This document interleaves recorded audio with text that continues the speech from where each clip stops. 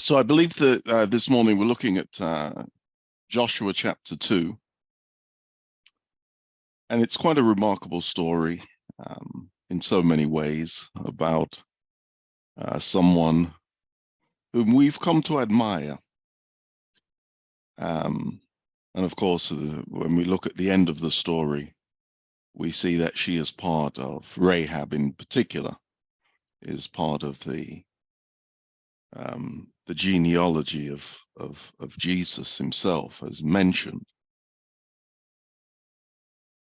which is also quite incredible because of what we know her career.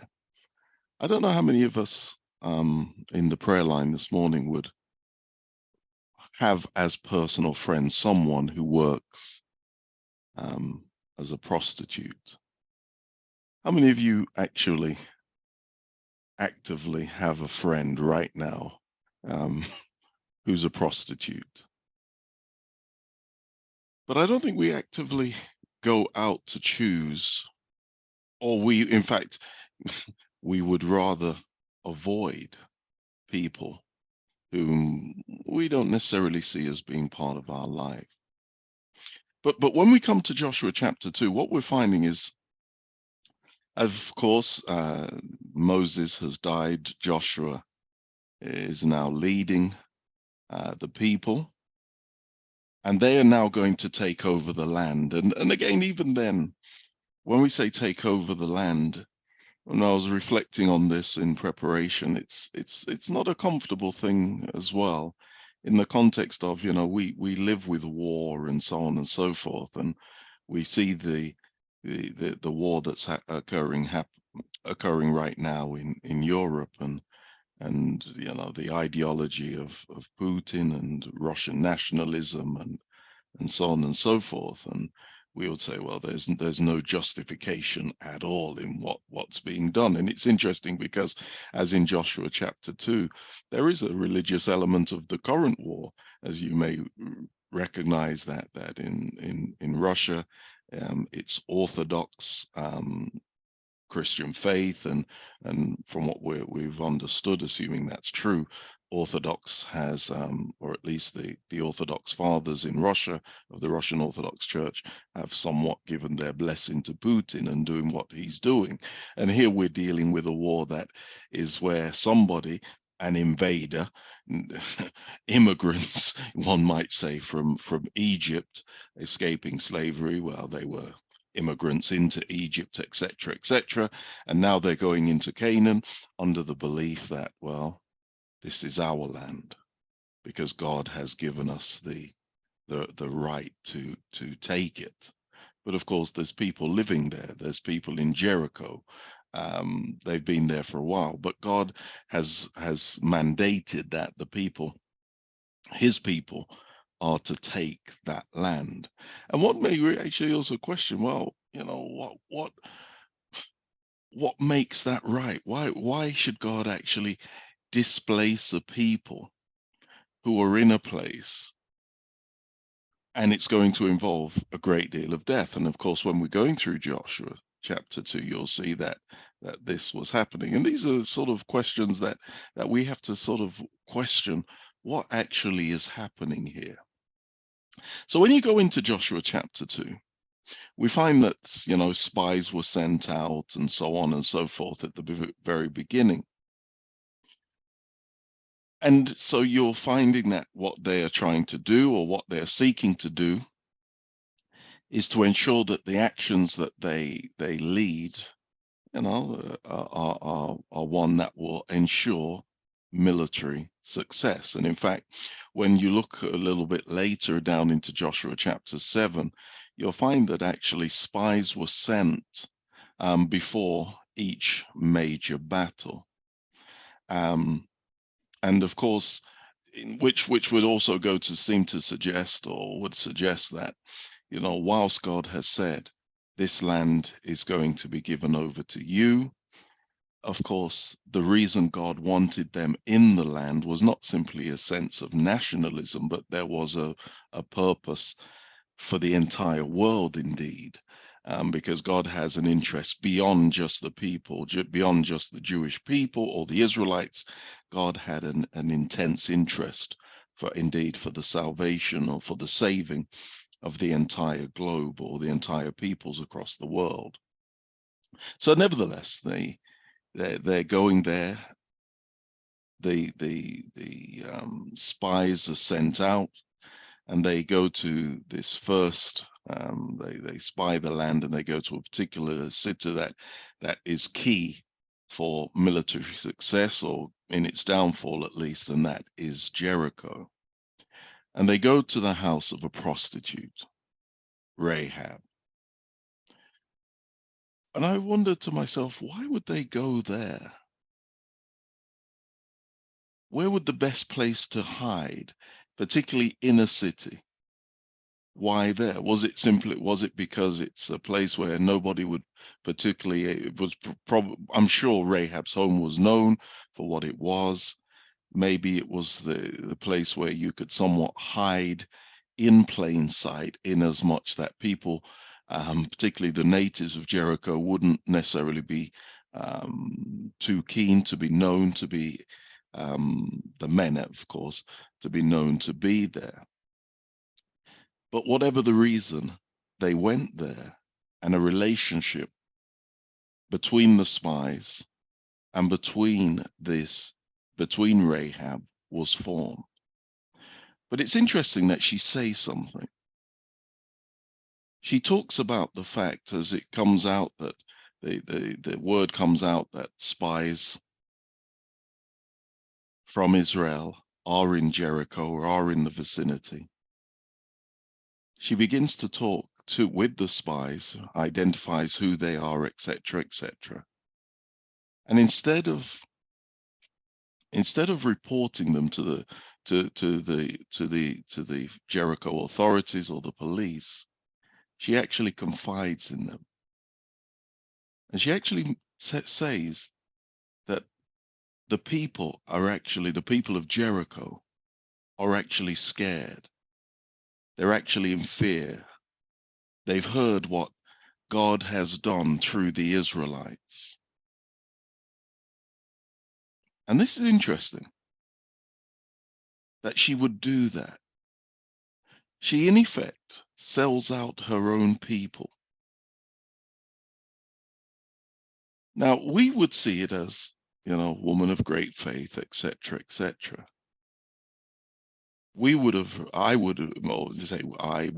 read it, well, actually, she's a traitor. She's a collaborator.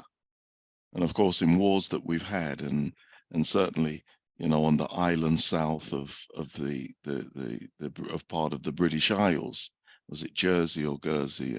Some have better in history, where there were collaborators. In France, in the Second World War, collaborators. And in the present war that we're seeing in Russia and Ukraine, collaborators are seen as the lowest of the low, collaborating with the enemy. Was she a collaborator? Now, of course, we're seeing it through the eyes of faith. But it'd be interesting. Was she a collaborator? Did she sell out her people? Should she have done some things differently?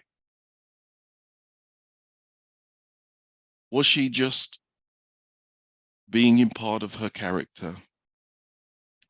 Was she just realizing, like some people with Manchester City? I've never seen Manchester City have so many supporters, but have they now got so many supporters because they're winning?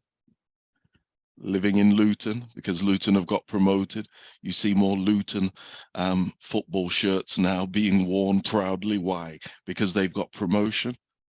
Was she just going with the winning side? Any thoughts on that? I'd be interested to hear.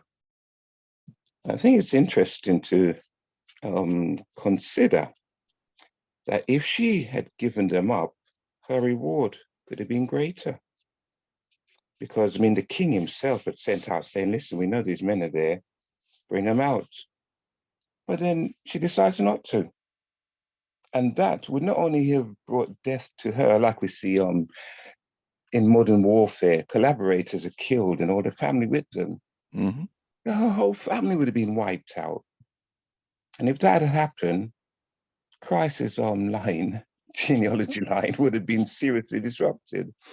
So I think, as you said earlier on, she was going the way of faith, as opposed to looking for a material gain, or even, I don't think at that time she realized that by saving the men, she would become one of them. It was more a case of, when you guys come, just give a safe passage out of the city and your destruction. Is it faith? I know we read the scriptures through, prayer for lives.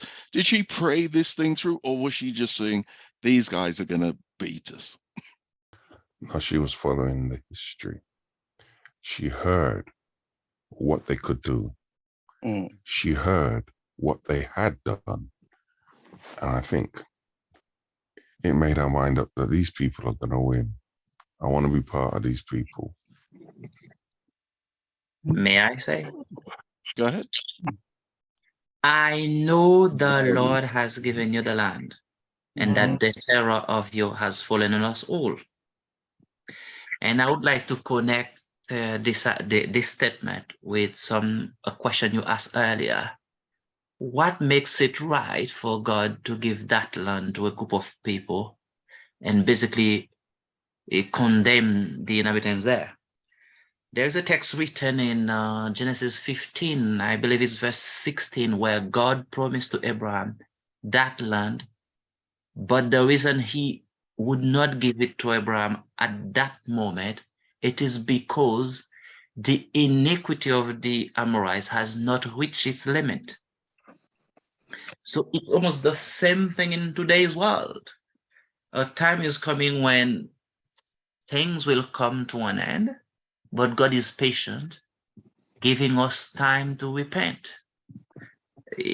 That's the way I say it. And when the lady says, the prostitute says that, we know, the question is, well, the whole city knows the power of God above.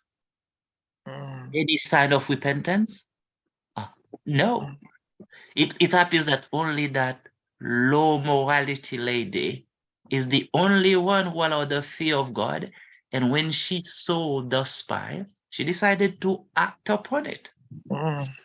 In this very passage, we find that God is actively working on planet Earth. All we need to do is to pray, to be tools in God's hands. It's not by luck. It's not that whether the lady is willing or not. God has already prepared the ground for us to be overcomers. That's what I see there. All we need to do is to pray that God will use us as instruments to fulfill his plans. I think one of the things, and because our time is rapidly going, but for prayer, I don't make Rahab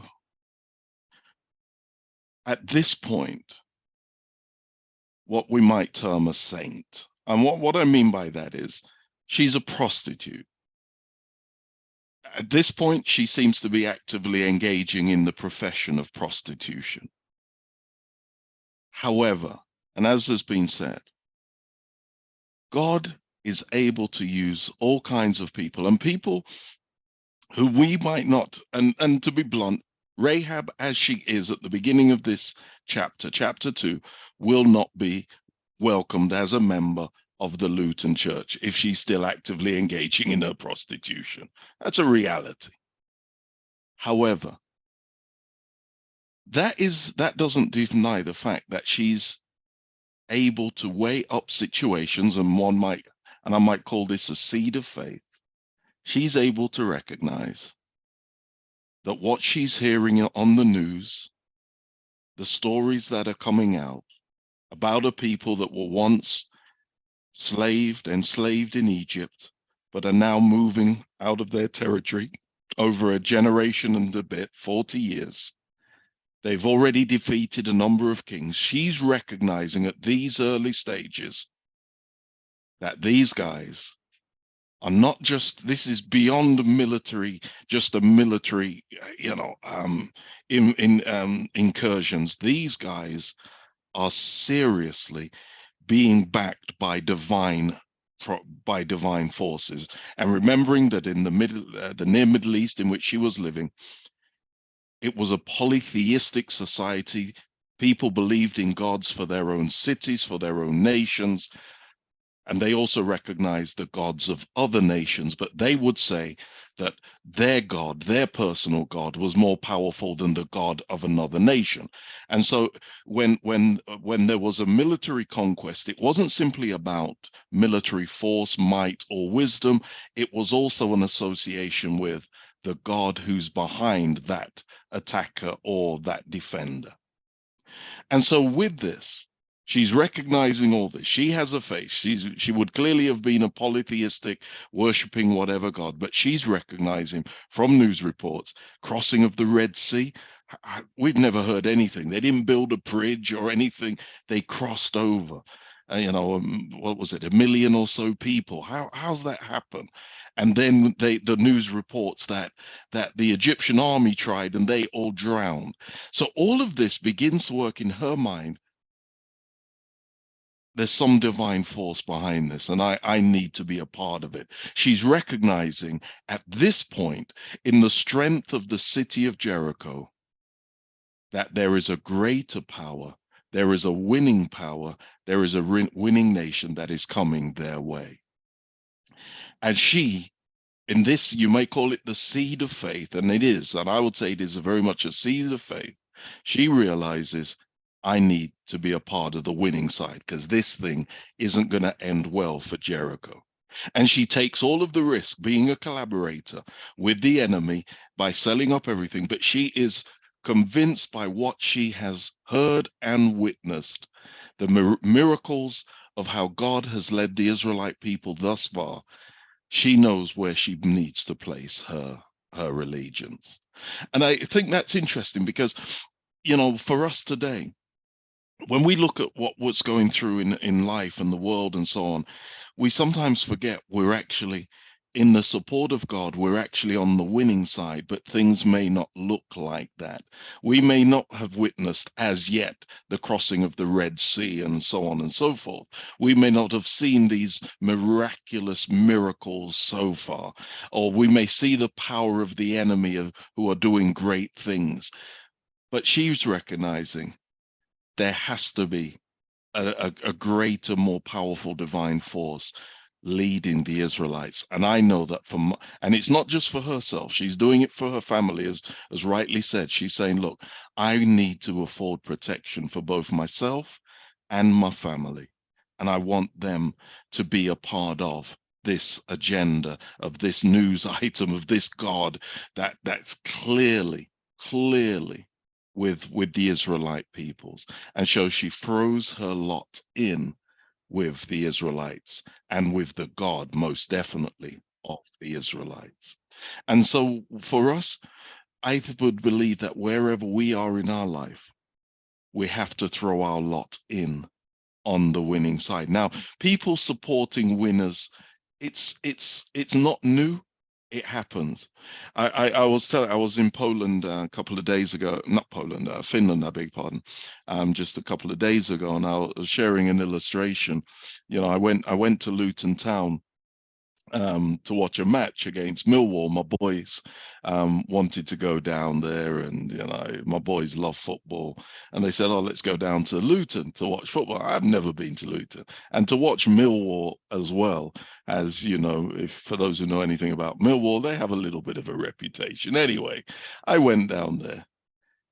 And it's interesting when just going in to watch the match and being a part of the crowd, it was a full ground and so on and so forth, that even then, and it was a draw, Millwall went 2-0 up, it was drawn 2-2.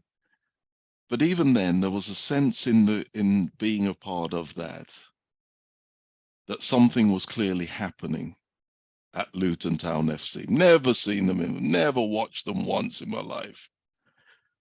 But just from that experience of witnessing, I became more and more invested in Luton Town. and what was happening on the field for them. And I say that this lady, she's not even been there, but she's heard the news stories. She becomes invested. She says, you know what? I'm changing my support. I'm moving from Jericho to Israel. No, Jericho is still this large fortified city. But I know that the God who is backing the Israelites is going to be the winner. And so I would say to us today, whatever we're going through in our life, whatever we are witnessing, we should ever remember that it is the God behind Israel who is winning, is going to win, is going to triumph. And so may our allegiance always be with that God. And what we know, of course, Rahab, and she, as you know, eventually becomes part of the genealogy of which, you know, Christ came through it, so on and so forth. But what Rahab did was recognize God's power. And let us ever recognize God's power. Because the truth is, irrespective of what we witness, what we see, what we are part of, God is ultimately the winner. So let's be on the winning side.